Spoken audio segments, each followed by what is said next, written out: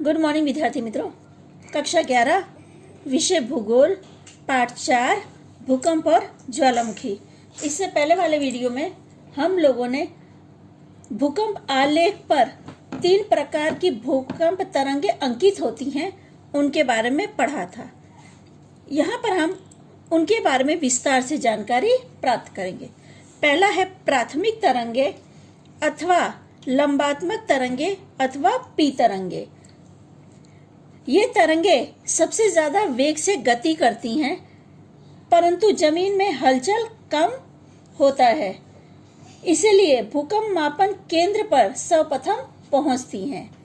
ये जो तरंगे हैं ये द्रव्य यानी जो पानी हम कहते हैं, द्रव्य और ठोस दोनों माध्यमों में से वहन करती हैं, यानी दोनों माध्यमों में से गुजरती हैं।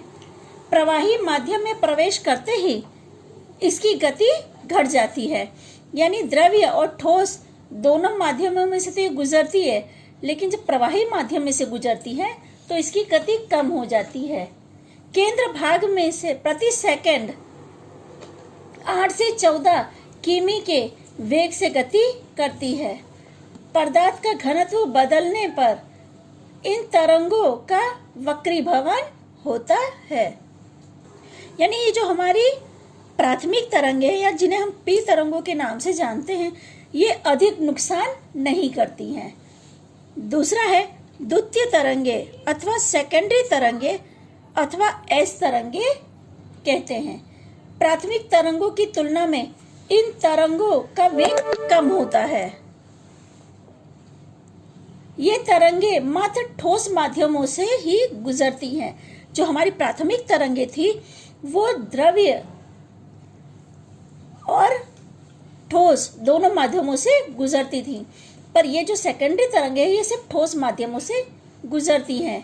इनमें अणुओं का कंपन तरंग की लंब दिशा में ऊपर नीचे होता है।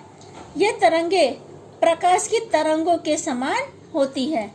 समुद्र और प्रवाही माध्यम में शांत हो जाती हैं। ये तरंगे भी भू सतह से अधिक गहराई में प्रवेश करती हैं, यानी ये तरंगे भी पहली तरंगों से अधिक हलन चलन करती है, पर इतना अधिक नुकसान नहीं पहुंचाती। और प्रवाही माध्यम यानी जैसे पानी है या समुद्र, ये दोनों चीज दी हैं, इसमें गुजरते ही ये तरंगे शांत हो जाती हैं और ये तरंगे भू सतह में अधिक गहराई में भी प्रवेश करती हैं। तीसरा है पृष्ठीय या सतह पर की तरंगे, जिसे हम लोग एल वेव्स कहते हैं। ये तरंगे पृथ्वी की सतह पर परिधि की लंब दिशा में गति करती है। कहने का अर्थ है जैसे जो शांत सरोवर या नदी में हम पत्थर फेंकते हैं तो जैसी तरंगे उत्पन्न होती हैं, ये उसी प्रकार की तरंगे हैं। यानी आपने देखा है जब आप शांत पानी में पत्थर फेंकते हैं तो गोल गोल तरंगे उत्पन्न होती हैं, वो चारों तरफ फैलती हैं। उसी तरह से ये जो सतह की तरंगे हैं ये भी होती हैं कि केंद्र भाग से गोल गोल करके चारों तरफ फैलती हैं। इसकी गति प्रति सेकंड 3 किलोमीटर होती है।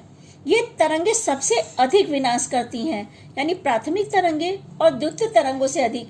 ये जो हमारी तीसरी यानी सतह पर की तरंगे हैं ये अधिक नुकसान करती हैं। भूकंप के कारण जो तबाही होती है वो इन्हीं तरंगों के कारण होती है। जब ये तरंगे समुद्र में प्रवेश करती हैं तब समुद्र के पानी में बहुत ऊंचाई, विशालकाय और विनाशकारी लहरें उछलती हैं, जिसे हम सुनामी कहते हैं। ये तरंगे भूगर्भ में से न गुजरने के कारण पृथ्वी की आंतरिक जानकारी में उपयोगी नहीं है। पी तरंग और एस तरंगों की गति एवं दिशा की लाक्षणिकता पृथ्वी की आंतरिक भागों में, यानी जो पृथ्वी का अंदर का भाग है जिसे हम भू स्तरीय कहते हैं, उसकी रचना को जानने में मददरूप होती है। यानी तीसरी जो हमारा तरंगे है सतह पर की तरंगे, ये तरंगे ज्यादा जमीन भाग यानी भूगर्भ के बारे में ज्यादा जानकारी हमें प्रदान नहीं करती।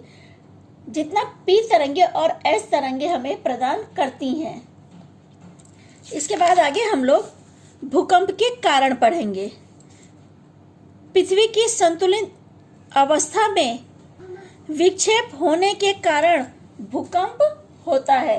इसके उपरांत पृथ्वी के भूकवच के नीचे कार्यरत अदृश्यमान घटनाओं के कारण जो प्रतिक्रिया होती है, उनके कारण भी भूकंप होता है। भूकंप के मुख्य कारण निम्नलिखित है। एक है स्तरभंग प्रक्रिया, दूसरा है ज्वालामुखी विस्फोट, तीसरा है भू संतुलन परिस्थिति, चौथा है पानी की वाष्प, पांचवा है मानव सर्जित भूकंप। सबसे पहले हम लोग स्तरभंग प्रक्रिया के बारे में पढ़ेंगे।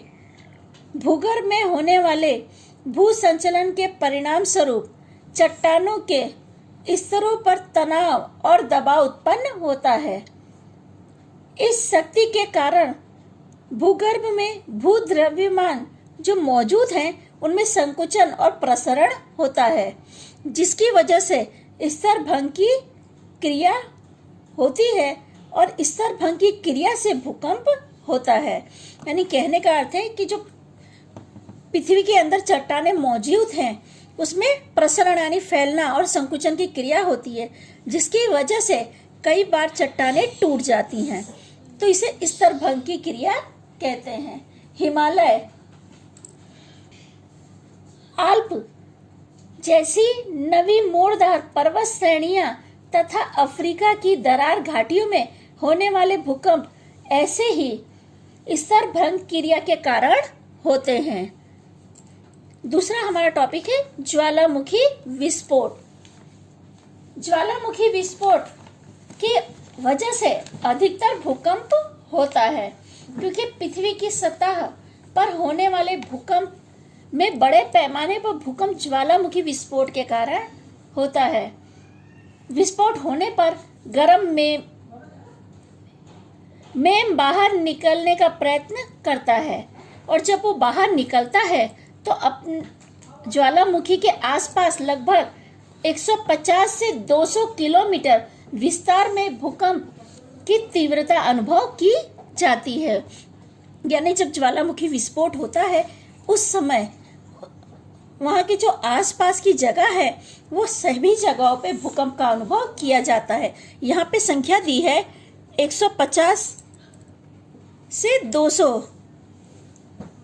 तक, 200 किलोमीटर के विस्तार में भूकंप की तीव्रता का अनुभव किया जाता है। तीसरा है भू संतुलन परिस्थिति। जब पृथ्वी की संतुलन स्थिति में विक्षेप होता है तथा पुनः संतुलन स्थापित करने के लिए भूगर्भ की गहराई में मेमने का स्थलांतर होता है, जिससे चट्टाने स्तरों में कंपन उत्पन्न होता है। कहने का अर्थ ये है कि जब कोई चीज अपना स्थान छोड़ती है, यानी जैसे हमने पढ़ा कि चट्टानें अक्सर भूगर्भ में टूट जाती हैं, तो जिसकी वजह से हम भूकंप का अनुभव करते हैं। तो वो चट्टानें टूट के अपनी जगह छोड़ती हैं, तो उसकी जगह पे जो ये गर्म लावा है या मेमना है, वो उसका स्थान ग्रहण करता है। यानी ये क्रिया होने पर भी कंपन का अनुभव होता है। पामीर के पठारी प्रदेशों के पास हिंदू कुश पर्वतमाला में इसी कारणवश भूकंप आता है, जिसका असर बहुत दूर तक होता है। अप्रैल 2015 में नेपाल में हुआ भूकंप का असर भारत के बिहार में भी अनुभव किया गया था। अब जानते हैं कि नेपाल से बिहार काफ़ी दूरी पर है, फिर भी जब नेपाल में भूकंप आया था तो उसका अनुभव बिहार में भी किया गया था। चौथा है पानी की वाष्प। पृथ्वी की सतह पर स्थित कुछ पानी सतह के नीचे उतर जाता है। जब बरसात होती है तो अक्सर पानी जो है वो पृथ्वी की सतह में नीचे उतर जाता है, पर जब वो पानी काफी अंदर जाता है तो आंतरिक गर्मी के कारण पानी की वाष्प में परिवर्तन होता है।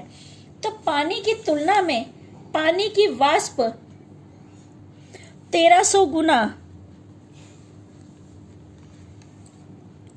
अधिक जगह रोकता है, यानी पानी से ज्यादा उसकी वाष्प जगह रोकती है।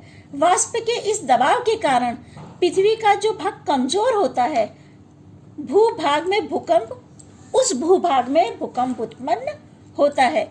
यानी जो पानी की वाष्प है वो बाहर निकलने के लिए पृथ्वी का जो कमजोर भाग होता है वहां पर भूकंप के रूप में जमीन फटकर वो वाष्प बाहर निकलती है, जिसे हम भूकंप के रूप में जानते हैं। यानी पृथ्वी के अंदर की गर्मी बाहर निकलने के लिए भूकंप का सहारा लेती है या भूकंप के रूप में वो बाहर निकलती है। पांचवा है मानव सर्जित भूकंप। ये अभी जितने हमने ऊपर चारों पढ़े ये प्राकृतिक थी, कि प्रकृति की वजह से भूकंप आने के ये कारण थे। स्तरभंग की प्रक्रिया, ज्वालामुखी विस्फोट, भू संतुलन परिस्थिति, पानी की वाष्प, ये सब प्राकृतिक क्रिया थी। पर ये पांचवा कारण है जो मानव सर्जित भूकंप का कारण माना जाता है। मनुष्य पृथ्वी पर सुरंग एवं खाने खोदता है। सुरंग आप जानते हैं कि ट्रेनों के आवागमन के लिए या फिर जमीन के अंदर से हम लोग खनिज द्रव्य प्राप्त करने के लिए खानों की खुदाई करते हैं। पृथ्वी के गर्भ में से खनिज तेल बाहर निकालते हैं। बांधों का निर्माण काम होता है। बड़े बड़े गगनचुंबी इमारतें बनाई जाती हैं। सड़क और समतल जमीन बनाते हैं। भूगर्भ में अणु विस्फोट का प्रयोग करते हैं, जिससे स्थानिक क्षेत्र पर कृत्रिम भूकंप अनुभव होता है। यानी अमुक बार ऐसा होता है कि जो अणु विस्फोट है वो पृथ्वी के ऊपरी भाग में नहीं हो पाता, तो ऐसे विस्फोट का प्रयोग वो लोग भूगर्भ में करते हैं। तो जो वहां का क्षेत्रीय भाग है वहां पे कृत्रिम भूकंप का अनुभव होता है। पर्वतीय विस्तारों में भूस्खलन, हिमपात, बड़ी बड़ी चट्टानों के गिरने के कारण एवं अवकाशीय उल्का गिरने के कारण से भी भूकंप होता है। यानी ये जो मुख्य है ये 5 कारण है। स्तरभंग की प्रक्रिया, ज्वालामुखी विस्फोट, भू संतुलन परिस्थिति, पानी की वाष्प, मानव सर्जित भूकंप, ये 5 कारण की वजह से अधिकतर भूकंप का अनुभव किया जाता है। ठीक है विद्यार्थी मित्रों, यहाँ पर हम लोग अपनी चर्चा रोकते हैं। आगे की चर्चा हम लोग अगले वीडियो में करेंगे।